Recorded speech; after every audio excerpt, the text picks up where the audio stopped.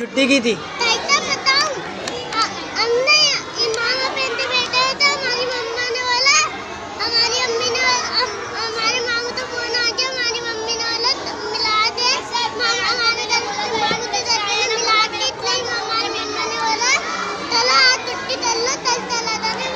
बेटा आप अभी मैं आपको बताता हूँ ना, आज कल छुट्टी करके कैसे आए।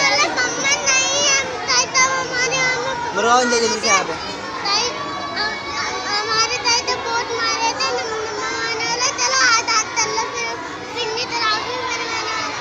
मम्मा बोलेंगी तो छुट्टी करोगे तुम?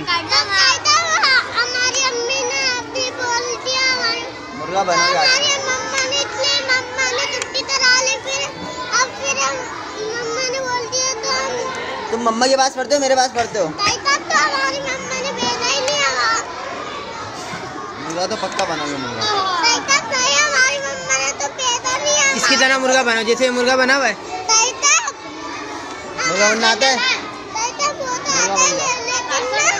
और वहाँ पे चढ़ के मुर्गा बनो ऊपर।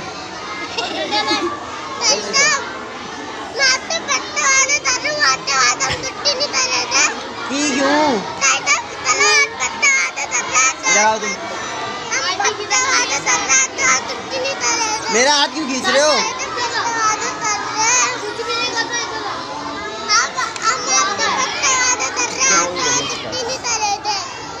कल क्यों की?